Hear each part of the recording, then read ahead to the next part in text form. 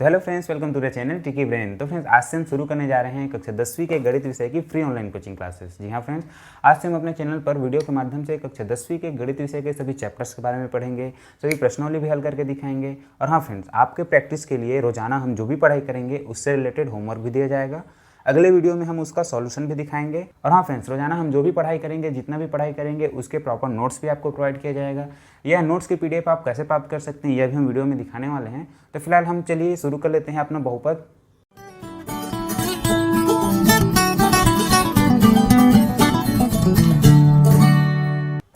तो चलिए शुरू करते हैं गणित विषय का सबसे पहला चैप्टर, जो कि है बहुपद, जिसे इंग्लिश में क्या कहते हैं, पॉलिनोमियल। ठीक है।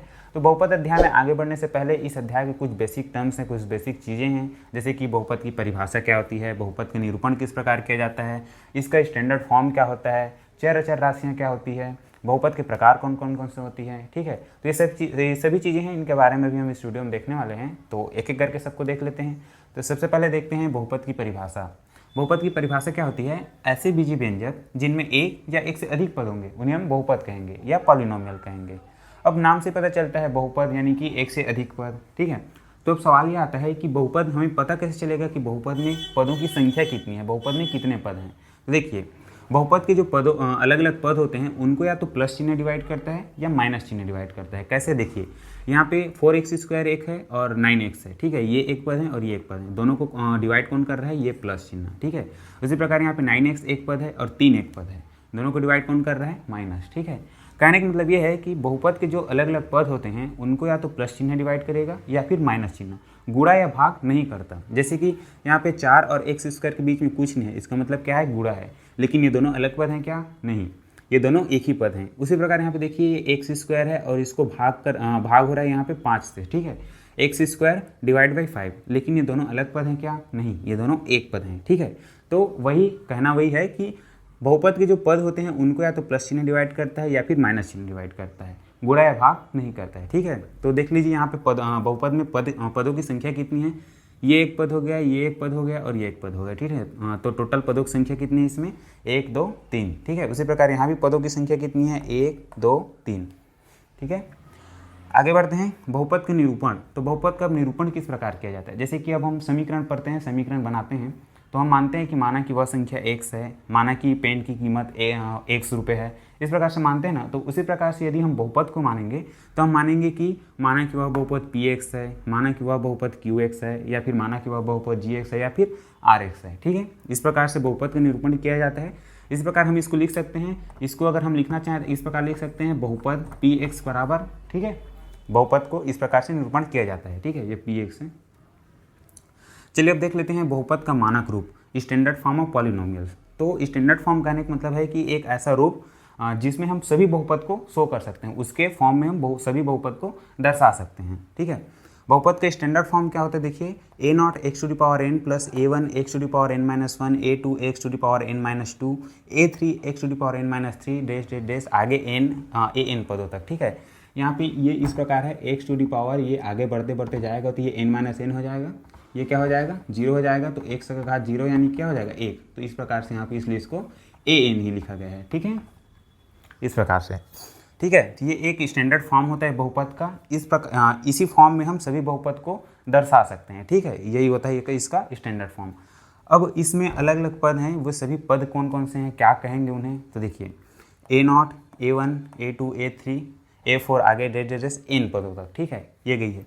तो ये a है क्या, तो देखिए ये जो है इसे हम कहते हैं अचर राशि, अचर राशि, या फिर जिसे हम कहते हैं कांस्टेंट। ठीक है, अचर राशि या फिर कहेंगे हम इसको कांस्टेंट।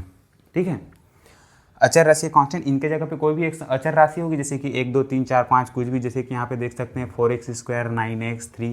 तो यहाँ पे x² के आगे में जो पद है ये एक a है। ठीक है, अचर राशि है, ये भी अचर राशि।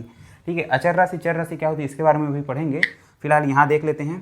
ठीक है। तो यहाँ पे ये a0 a1 a2 a3 an तक जो भी हैं ये सभी क्या कहलाएंगे, अचर राशियाँ कहलाएंगी। x क्या है, x जो है वो चर राशि है। ठीक है, आगे पढ़ेंगे चर राशि अचर राशि क्या होती है। ठीक है। तो अब बात करते हैं बहुपद में पदों की संख्या कितनी होगी। तो यहाँ पे हमने देखा सिंपली 1 2 3 गिन के निकाल सकते हैं, लेकिन यदि पूछा जाए कि बहुपद के घात के आधार पर हमें बताइए कि पदों की संख्या कितनी होगी बहुपद में, या फिर सीधा सीधा पूछा जाए इस प्रकार से अगर बहुपद दिया जाए, अब इसमें हमें कहता है कि बहुपद में पदों की संख्या कितनी है बताइए। तो यहाँ पे देखिए इसको हम छोड़ देते हैं, यहाँ से शुरू करते हैं A1 1 2 3 आगे गिनते गए कहाँ तक, n तक। तो अगर हम बात करें यहाँ से यहाँ तक अगर बात करें तो पदों की संख्या कितनी होगी, 1 2 3 4 5 6 7 8 9 10 11 12 n, यानी कि यहाँ से यहाँ तक पदों की संख्या कितनी हो जाएगी n, ठीक है। और ये एक पद और बचा है, अभी एक पद a0 वाला टर्म बचा हुआ है। तो इस टोटल बहुपद में पदों की संख्या कितनी होगी, यहाँ से यहाँ n हो जाएगी और प्लस 1। तो इस बहुपद में पदों की संख्या कितनी होगी, n+1। और ये n क्या है, n क्या है इसका देखिए, बहुपद की अधिकतम घात। इस बहुपद में अगर बात करें 100 का घात, यहाँ पे अगर देखते जाएं तो इधर क्रमशः 100 का घात बढ़ते जा रहा है बढ़ते जा रहा है बढ़ते जा रहा है। ये इसका अधिकतम घात कितनी है, 100 का घात n। तो 100 का जो अधिकतम घात होता है वही होता है n। और पदों की संख्या की बात करें तो क्या हो जाएगी, n+1, ठीक है। किस प्रकार है यहाँ पे देख सकते हैं, ठीक है। इस तरीके से बहुपद की परिभाषा, बहुपद का निरूपण और बहुपद का स्टैंडर्ड फॉर्म हो गया। चलिए आगे बढ़ते हैं। तो चलिए देख लेते हैं चर और अचर राशियाँ किन्हें कहती हैं।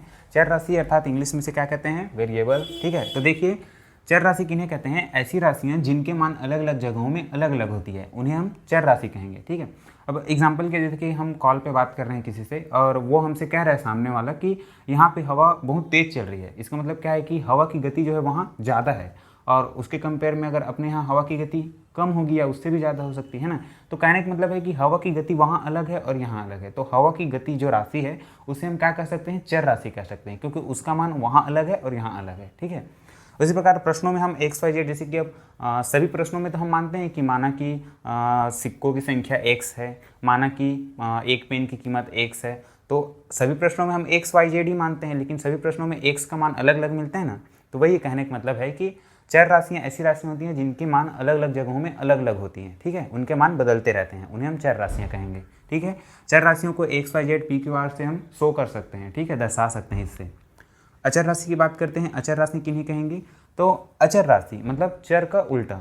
अचर राशियाँ ऐसी राशियाँ जिनके मान अच्छी तरह से परिभाषित हों तथा जिनके मान बदले ना, उन्हें हम क्या कहेंगे, अचर राशि कहेंगे। या कांस्टेंट, जिनके मान बदलते ही नहीं है, कांस्टेंट रहते हैं, उन्हें हम क्या कहेंगे, अचर राशियाँ। अब अचर राशि का उदाहरण अगर हम बात करें तो देखिए एग्जाम्पल के लिए मैं अपने बॉटल में 1 लीटर पानी भर लेता हूँ, ठीक है।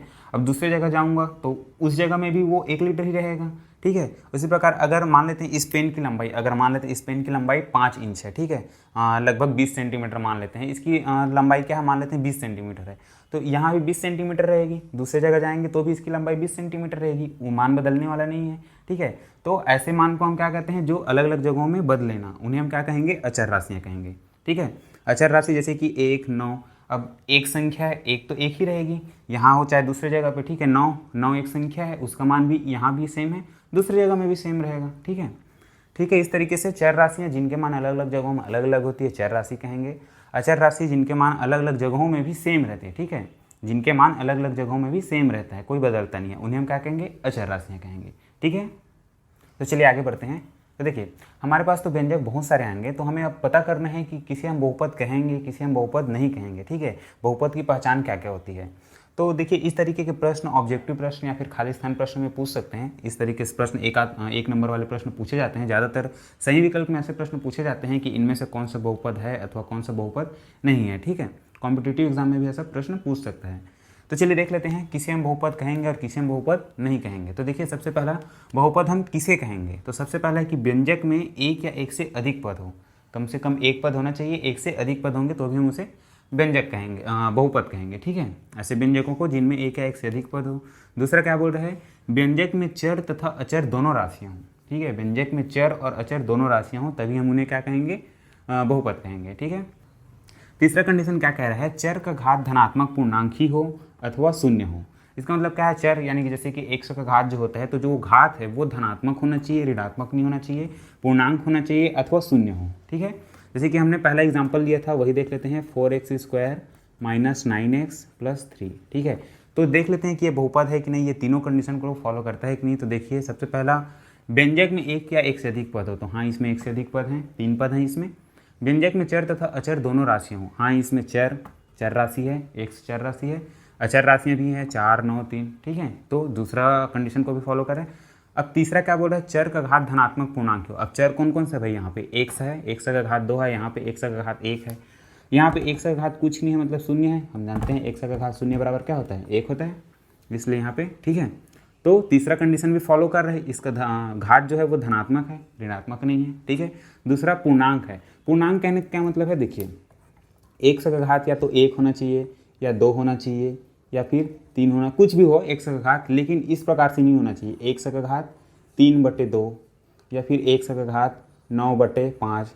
इस प्रकार से जो चर के घात हैं वो इस प्रकार से नहीं होने चाहिए बटे के रूप में, या फिर इस प्रकार से भी नहीं होना चाहिए x का घात 0.9, x का घात 0.111। तो ठीक है, इस प्रकार से ये संख्याएं क्या होंगी, पूर्णांक संख्याएं नहीं कहलाएंगी। तो चर राशि के जो घात है वो धनात्मक होना चाहिए और पूर्णांक होना चाहिए, तभी हम उसे बहुपद कहेंगे, अथवा शून्य होगा तो भी हम उसे बहुपद कहेंगे, ठीक है। तो इस प्रकार से तीनों नियम को फॉलो कर रहे हैं, यहाँ पे तीनों नियम को, ठीक है, तीनों नियम का पालन कर रहे हैं, तो ये बहुपद कहलाएंगे। अब बात करते हैं कि किसे हम बहुपद नहीं कहेंगे। तो देखिए इन्हीं नियम से भी हम कह सकते हैं। तो देखिए किसे हम बहुपद नहीं कहेंगे, सबसे पहले यदि व्यंजक में चर का जो घात है वो ऋणात्मक होगा। जैसे कि एग्जांपल के लिए यहाँ पे अगर ये 4x, इसका घात में अगर हम लिख देते हैं -9, या फिर चलिए ऋण 2 ही लिख देते हैं, x का घात जो है ऋण 2 है, ठीक है। तो अगर चर राशि का घात ऋणात्मक है तब भी हम इसे बहुपद नहीं कहेंगे। दूसरा क्या बोल रहे हैं, व्यंजक में चर का घात पूर्णांक ना हो।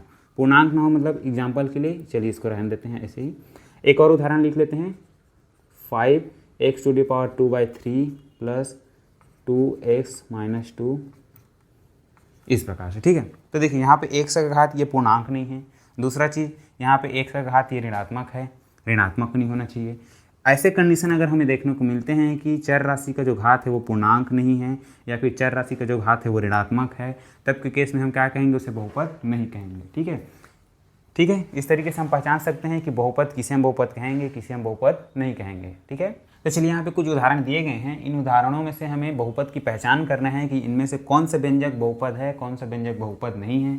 अभी हमने कंडीशन देखे हैं बहुपद होने और नहीं होने के, तो उसके बेसिस पे हम चर्चा करेंगे। तो देखिए सबसे पहला उदाहरण है x² - 7x + 3। तो क्या ये बहुपद है, तो यह बहुपद है। क्यों, क्योंकि सबसे पहला नियम क्या होता है, बहुपद में एक या एक से अधिक पद हों, तो यहाँ पे एक से अधिक पद हैं। दूसरा, बहुपद में चर और अचर दोनों राशियाँ होनी चाहिए, ठीक है। व्यंजक जो होती हैं उनमें चर और अचर दोनों राशियाँ होनी चाहिए, तो यहाँ पे चर राशि भी है, अचर राशि भी है, तो ये बहुपद है। तीसरा कंडीशन क्या कहता है कि जो बहुपद में चर राशि होती है उसका घात धनात्मक होना चाहिए, पूर्णांक होना चाहिए अथवा शून्य होना चाहिए। हाँ, धनात्मक है, ऋणात्मक तो नहीं है, और हाँ पूर्णांक भी है, ठीक है। ठीक है, तो इस तरीके से पहला क्या है, व्यंजक, पहला व्यंजक जो है बहुपद है। दूसरा देखिए इसमें चर राशि का जो घात है वो ऋणात्मक है, तो ये क्या हो जाएगी, बहुपद नहीं होगी, ठीक है। ये क्या होंगी, बहुपद होंगी। अब देखिए ये वाला तीसरा एग्जांपल देखते हैं, इसमें भी एक नियम फॉलो नहीं होता है, जो चर राशि है इसका घात पूर्णांक नहीं है, 3/2 के रूप में दिया गया है, ये क्या हो जाएंगे, पूर्णांक नहीं होंगे, तो ये क्या हो जाएगी, बहुपद नहीं होगी। तीसरा प्रश्न देखिए, x² 3/2 x² + 2x + 4। यहाँ पे हमें कन्फ्यूज़न होगा कि ये 3/2 के रूप में है, लेकिन ये चर राशि नहीं है, ये अचर राशि है, ठीक है। हमें ध्यान देना है, ये अचर राशि है। चर राशि के जो घात है वो धनात्मक है, पूर्णांक है अथवा शून्य हो तो बहुपद होंगी। एक या एक से अधिक पद होंगे, हाँ है। चर अचर राशियाँ भी हैं, हाँ है, तो ये क्या हो जाएंगे, बहुपद है, ठीक है। तीसरा देखिए क्या ये बहुपद हैं, एक से अधिक पद हैं, हाँ है। चर और अचर राशियाँ भी हैं, एक से के जो यानी कि चर राशि की जो घात है वो धनात्मक है, पूर्णांक है, इसलिए ये भी बहुपद होगी। अब देखिए 3, अब बात आता है यहाँ पे, देखिए 3 क्या बहुपद होगी। बहुपद होने और नहीं होने के हमने नियम अभी देखे हैं, उसके हिसाब से बताइए कि क्या 3 बहुपद होगी या नहीं होगी। तो देखिए यहाँ पे हम देखते हैं बहुपद होने की 3 नियम क्या होते हैं। सबसे पहला, बहुपद में कम से कम एक पद होनी चाहिए, तो यहाँ पे एक पद है। दूसरा क्या कहता है, चर और अचर दोनों राशि होनी चाहिए, तो यहाँ पे हम देख सकते हैं इसमें क्या है, 3 क्या है, एक अचर राशि है। इसमें चर राशि है कि नहीं है, तो देखिए इसमें चर राशि है, इसको हम इस तरीके से लिख सकते हैं, 3 × 1 लिख सकते हैं ना। उसके बाद 3 × 1, हम जानते हैं कि यदि x का घात 0 हो या y का घात 0 हो, इसका मान क्या होता है, 1 होता है, इसलिए हम इसको क्या लिख सकते हैं, x का घात 0 लिख सकते हैं। और उसी प्रकार 3x 0, ठीक है। तो अब यहाँ पे हमें क्या मिलता है, व्यंजक जो है 3x⁻0। तो अब हम देखते हैं बहुपद के नियम। सबसे पहला, एक या एक से अधिक पद हो, एक पद है, ठीक है। चर और अचर दोनों राशि हैं, तो हाँ चर और अचर दोनों राशि है। बहुपद का जो घात होता है, सॉरी चर राशि का जो घात होता है उसका मान धनात्मक, पूर्णांक अथवा शून्य होना चाहिए। यहाँ पे धनात्मक, पूर्णांक लेकिन शून्य है, ठीक है। तो बहुपद में जो चर राशि का घात है वह शून्य है। तो यहाँ पे हम देख सकते हैं बहुपद के तीनों नियम को पालन यहाँ पे ये कर रहा है। जो तीन अंक है यानी कि जो व्यंजक है 3 है, ये क्या होंगी, बहुपद होंगी, ठीक है।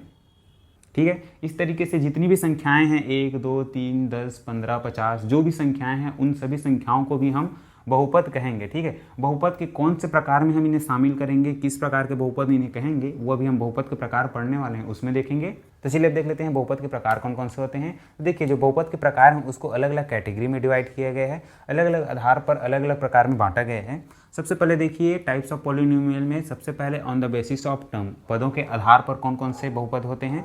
सबसे पहला देखिए एक पदीय बहुपद, इंग्लिश में क्या कहेंगे, इसे मोनोमियल कहेंगे, ठीक है। तो देखिए सबसे पहला एक पदीय बहुपद किसे कहेंगे, तो पदों के आधार पर हम देख रहे हैं। तो जाहिर सी बात है जब बहुपद में पदों की संख्या 1 हो तब हम उसे एक पदीय बहुपद कहेंगे, ठीक है। सिंपल है, ज़्यादा कठिन नहीं है।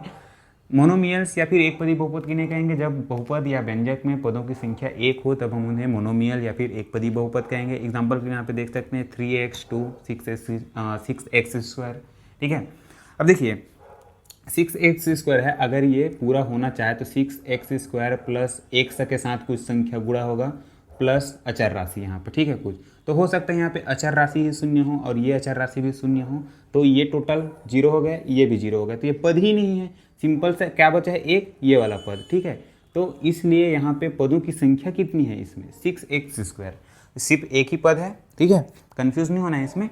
6x² सिर्फ एक ही पद है, इसमें कोई और टर्म नहीं है, बाकी सभी टर्म 0 हैं, तो सिर्फ बच गए ये एक टर्म, ठीक है। तो ये एक पदी बहुपद ही होगा, ठीक है। जैसे कि ये 3x है, अब इसके आगे टर्म्स या फिर इसके सामने जो भी टर्म्स हैं वो सभी 0 हैं, सीधा सीधा ये एक ही पद बचा है। तो 3x एक पद है, एक पदी बहुपद, 2 एक है तो एक पदी बहुपद, 6x² ये भी एक पदी बहुपद कहलाएगा, ठीक है। सिंपल है, जब एक पद है तो एक पदी बहुपद।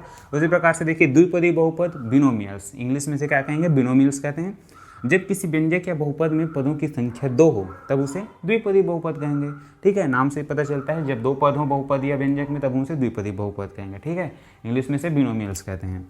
उदाहरण देख सकते हैं यहाँ पे 4x + 3 6x² + 3x 2x² + 9, ठीक है।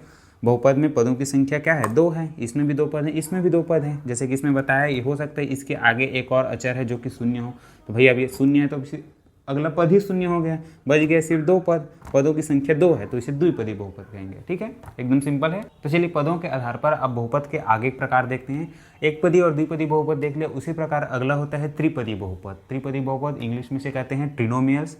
त्रिपदी बहुपद किसे कहेंगे, जब किसी व्यंजक या बहुपद में पदों की संख्या 3 हो तब उसे हम त्रिपदी बहुपद कहेंगे, ठीक है। उदाहरण यहाँ पर देख सकते हैं 3x² + 3x + 4 या फिर 3x³ + 9x² + 2, ठीक है। पदों की संख्या 1 2 3 1 2 3, ठीक है। पदों की संख्या 3 होगी तो त्रिपदी बहुपद कहेंगे, ट्रिनोमियल्स कहेंगे। इसी प्रकार देखिए अब अगला देखते हैं चतुर्थपदीय बहुपद या फिर बहुपद, इसे हम सीधा कह देते हैं पॉलिनोमियल्स, ठीक है। अब देखिए अब तक हमने देखा कि पदों की संख्या 1 है तो एक पदी, 2 है तो द्विपदी, 3 है तो त्रिपदी है, ठीक है। अब बात करते हैं यदि पदों की संख्या, यदि किसी व्यंजक या फिर बहुपद में पदों की संख्या 3 से अधिक हो, चाहे कितनी भी हो, 3 से अधिक होती है तब हम उसे सीधा चतुर्थपदी बहुपद या फिर बहुपद कह देंगे, ठीक है, पॉलिनोमियल्स कह देंगे, ठीक है। 3 पद से अधिक यानी कि अगर 4 पद हो, 5 पद हो, 6 पद हो, कितने भी पद हो उसे हम सीधा क्या कहेंगे, बहुपद कहेंगे, ठीक है। यहाँ पे एग्जांपल देख सकते हैं, इसमें पदों की संख्या 1 2 3 4, पदों की संख्या कितनी है, 4, सीधा सीधा हम इसे चतुर्थपदी बहुपद कह सकते हैं या फिर सीधा बहुपद भी कह सकते हैं, ठीक है। उसी प्रकार यहाँ पे देखिए 9x⁶, यहाँ पे अगर पदों की संख्या देखें तो 1 2 3 4 5 6, पदों की संख्या 6 है, ठीक है। फिर भी हम इसे क्या कहेंगे, बहुपदी कहेंगे, ठीक है। यदि बहुपद में पदों की संख्या 4 है तो चतुर्थपदी बहुपद कह सकते हैं या फिर बहुपद कह सकते हैं, ठीक है। 3 पद से अधिक जितने भी पद हों बहुपद में हम उसे क्या कहेंगे, बहुपद कहेंगे, ठीक है। आगे बढ़ते हैं। तो चलिए पदों के आधार पर हमने बहुपद का वर्गीकरण देख लिया। जिस प्रकार पदों के आधार पर बहुपद का अलग अलग वर्गीकरण किया गया है, अलग अलग प्रकारों में बांटा गया है, उसी प्रकार से घात के आधार पर भी बहुपद को अलग अलग प्रकार में बांटा गया है। जिस प्रकार पदों के आधार पर हमने देखा एक पदी, द्विपदी और त्रिपदी बहुपद होते हैं, चतुर्पदी बहुपद होते हैं, उसी प्रकार से घात के आधार पर भी बहुपद को बांटा गया है अलग अलग प्रकार में। घात के आधार पर बहुपद को 3 प्रकार में बांटा गया है, एक घाती, द्विघाती और त्रिघाती, ठीक है। देखिए एक घातीय बहुपद क्या होता है, जिस प्रकार एक पदीय बहुपद में क्या होता है, यदि बहुपद में पदों की संख्या एक है तो एक पदीय बहुपद कहेंगे। उसी प्रकार से यदि बहुपद में जो चर राशि है उसकी अधिकतम घात यदि एक है, ठीक है। अब अधिकतम घात यानी कि जैसे कि अगर बहुपद जो 3-4 पद के हैं, 2-4 पद के हैं, तो उसमें हम बहुपद को किस प्रकार रखेंगे, जो बहुपद में चर राशि की अधिकतम घात वाली संख्या है, ठीक है, अधिकतम घात वाली जो पद है उसको पहले रखेंगे, फिर चर राशि की जो अधिकतम घात से थोड़ा कम है उसको इधर रखेंगे, उसके अगले पद में रखेंगे, इस प्रकार घटते हुए हम लिखेंगे। ठीक है, ये बहुपद को लिखने का तरीका होता है, ठीक है। तो अब हम बात करते हैं एक घातीय बहुपद, ये हम बात कर रहे थे। एक घातीय बहुपद किसे कहेंगे, जब किसी बहुपद में चर राशि की अधिकतम घात है वह एक है तब हम उसे एक घातीय बहुपद कहेंगे, ठीक है। सिंपल सा बात है, यदि किसी बहुपद में चर राशि की अधिकतम घात एक है तो एक घातीय बहुपद कहेंगे। उदाहरण देख सकते हैं 4x+5 यहाँ पे देख सकते हैं चर राशि कौन सी है, x की घात कितनी है, यहाँ पे x का घात कितना है, कुछ नहीं मतलब एक है, ठीक है। यहाँ पे चर राशि की अधिकतम घात एक है। यहाँ पे क्या है 5x⁴, x का घात 0 होगा, तो x का अधिकतम घात क्या है, यहाँ पे एक है, तो ये भी क्या हो जाएगा एक घातीय बहुपद। अगर हम घात के आधार पर बात करें यदि हम घात के आधार पर बात करें तो ये क्या हो जाएगा एक घातीय बहुपद। लेकिन अगर पद के आधार पर बात करें तो ये क्या हो जाएगा द्विपदीय बहुपद, क्योंकि इसमें दो पद हैं, ठीक है। सिंपल सा है, ठीक है, ज़्यादा सोचने वाली बात नहीं है। सिंपल सा क्या है कि यदि बहुपद में घात जो है अधिकतम घात, यदि किसी बहुपद की अधिकतम घात एक है तो एक घातीय बहुपद। उसी प्रकार से द्विघातीय बहुपद की अगर हम बात करें, अच्छा एक बात और, एक घातीय बहुपद जो है इसे हम रैखिक बहुपद भी कहते हैं, ठीक है। एक रैखिक बहुपद या फिर इंग्लिश में बात करें तो लीनियर, ठीक है, इसे हम लीनियर भी कहते हैं। उसी प्रकार आता है दूसरा द्विघातीय बहुपद, ठीक है। द्विघातीय बहुपद यानी कि यदि किसी बहुपद में अधिकतम घात, यदि किसी बहुपद की अधिकतम घात 2 है तब हम उसे द्विघातीय बहुपद कहेंगे, या इंग्लिश में से क्या कहते हैं क्वाड्रेटिक कहते हैं, ठीक है। सिंपल है। इसी प्रकार इसका एग्जांपल देख लीजिए तो 2x² - 3x+5। अब इसमें चर राशि की यानी कि जो बहुपद की जो अधिकतम घात है, चर राशि की जो अधिकतम घात है वो कितनी है, यहाँ पे 2 है, ठीक है। तो ये क्या हो जाएगा द्विघातीय बहुपद। लेकिन अगर पदों के आधार पर बात करें तो एक पद, द्विपद और तीन पद, ठीक है। तो पदों की संख्या कितनी है 3। लेकिन हम क्या बात पढ़ रहे हैं अभी, घात के आधार पर बहुपदों का वर्गीकरण। तो घात के आधार पर यह कौन सा बहुपद है। उसी प्रकार अगला एग्जाम्पल है 3x² + 2। यहाँ पे बहुपद का अधिकतम घात कितनी है 2, तो सीधा से क्या हो जाएगा द्विघातीय बहुपद। यहाँ पर भी अगर हम बात करें बहुपद का जो अधिकतम घात है कितनी है 2, तो ये भी क्या हो जाएगा द्विघातीय बहुपद, ठीक है। हम यहाँ पे घात की बात कर रहे हैं, पद की नहीं। अगला देखिए त्रिघातीय बहुपद। त्रिघातीय बहुपद यानी कि सीधा इसकी परिभाषा क्या हो जाएगी, जब किसी बहुपद की अधिकतम घात 3 है तब हम उसे क्या कहेंगे त्रिघातीय बहुपद या फिर क्यूबिक कहेंगे, ठीक है। उदाहरण देख सकते हैं 7x⁴ या फिर x⁴ + 9x² - 3x+1। यहाँ पे भी बहुपद की अधिकतम घात कितनी है 3 है। x⁴ - 2x, यहाँ पर भी बहुपद की अधिकतम घात कितनी है 3 है, तो ये भी क्या हो जाएगी त्रिघातीय बहुपद, ठीक है। इस तरीके से पद और घात के आधार पर बहुपदों के कौन कौन से प्रकार होते हैं यह हमने देख लिया। इसके अलावा भी कुछ और प्रकार होते हैं बहुपद के, जिनके बारे में हम अगले वीडियो में देखेंगे, ठीक है। फिलहाल आज के वीडियो में इतना ही। तो friends, free online coaching class का आज के पहला क्लास आपको कैसा लगा हमें कमेंट करके ज़रूर बताएं। और फ्रेंड्स, आज हमने जो भी पढ़ाई की है उसका एक प्रॉपर नोट्स आपको प्रोवाइड कर दिया जाएगा। PDF आप कैसे प्राप्त कर सकते हैं वीडियो के एंड में हम आपको बता देंगे कैसे आप डाउनलोड कर सकते हैं। और फ्रेंड्स, आज की क्लास में हमने जो भी पढ़ाई की है उसके बेसिस पर यहाँ पे अभी हम 5 क्वेश्चन लिखने वाले हैं। इन सभी 5 क्वेश्चन को हल करके उनके आंसर कमेंट करके हमें ज़रूर बताइएगा, ठीक है फ्रेंड्स। तो फ्रेंड्स, ये है आज के होमवर्क के रूप में क्वेश्चन। 5 क्वेश्चन यहाँ पे दिए गए हैं, पांचों क्वेश्चन के आंसर आप हमें फटाफट कमेंट करके बता सकते हैं। बड़ा ही सिंपल क्वेश्चन है, यहाँ पे देख सकते हैं। आज जो हम लेक्चर में पढ़ाई की हैं उन्हीं से रिलेटेड 5 क्वेश्चन यहाँ पे दिया गया है। आप चाहें तो इसका स्क्रीनशॉट भी ले सकते हैं। तो फ्रेंड्स, आज की क्लास में फिलहाल इतना ही। आज की क्लास तो खाली इंट्रोडक्शन के लिए था। आज की क्लास में हमने बहुपद का इंट्रोडक्शन भी देख लिया, ठीक है। अगली क्लास में हम बहुपद के कुछ छोटे मोटे टॉपिक्स बचे हुए हैं उनको पढ़ेंगे, प्रश्नावली हल करेंगे, ठीक है। तो फ्रेंड्स, आज का हमारा यह पहला क्लास था। ऐसी ही क्लासेस हमारे रेगुलर चलते रहेंगी। तो फ्रेंड्स, यदि आप हमारे चैनल पर नए हो तो चैनल को प्लीज़ सब्सक्राइब जरूर कर लीजिएगा। और अगर हमारे आज की क्लास अच्छी लगी हो तो वीडियो को लाइक ज़रूर कीजिएगा और इस वीडियो को अपने दूसरे दोस्तों के पास भी शेयर कीजिएगा, ठीक है फ्रेंड्स। तो चलिए अब देख लेते हैं कि ऑनलाइन क्लासेस के नोट्स आप कैसे प्राप्त कर सकते हैं। इसके लिए आपको क्या करना है, वीडियो के नीचे डिस्क्रिप्शन में हमारे टेलीग्राम ग्रुप का लिंक दिया गया है, वहां क्लिक करके आप हमारा टेलीग्राम ग्रुप ज्वाइन कर सकते हैं।